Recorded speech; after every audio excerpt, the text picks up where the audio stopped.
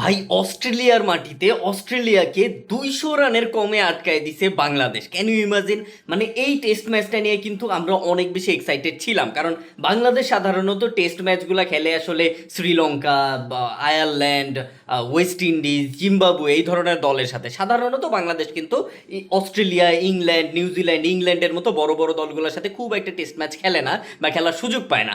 So test চ্যাম্পিয়নশিপের আন্ডারে যেহেতু এই ম্যাচটা অনেক আগে থেকেই ঠিক করা ছিল এবং এই ম্যাচটা যেহেতু অস্ট্রেলিয়ার মাটিতে হতে যাচ্ছিল, সো এই ম্যাচটা নিয়ে আমরা অনেক বেশি এক্সাইটেড ছিলাম। কিছুটা ভয়েও ছিলাম যে আমাদের ধারণা ছিল বাংলাদেশ হয়তো এই ম্যাচটা অনেক বাজেভাবে হারবে, যেটার একটা উদাহরণ আমরা আসলে ওয়ার্ম আপ ম্যাচে দেখছি, যেখানে ওয়ার্ম আপ ম্যাচে সেকেন্ড ইনিংসে বাংলাদেশ মাত্র 54 রানে অল আউট হয়ে গেছিল।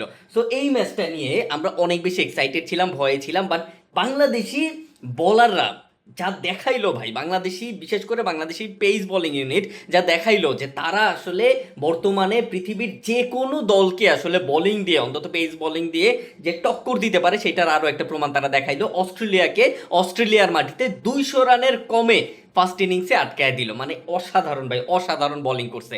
বিশেষ করে হাসান মাহমুদ ভাই একাই 6 উইকেট নিয়ে নিছে, আর বাকি এবাদত আর তাসকিন 2-2 করে 4টে উইকেট। মানে 3টা বোলার অস্ট্রেলিয়ার, 10টা ব্যাটসম্যান। তাও আবার কি অস্ট্রেলিয়ার বি টিম সি টিম না, কিন্তু অস্ট্রেলিয়ার বেস্ট 11, বর্তমানে অস্ট্রেলিয়ার বেস্ট 11কে 200 রানের কমে, মানে 198 রানে ফার্স্ট ইনিংসে আটকায় দিছে বাংলাদেশ। মানে অসাধারণ করছে।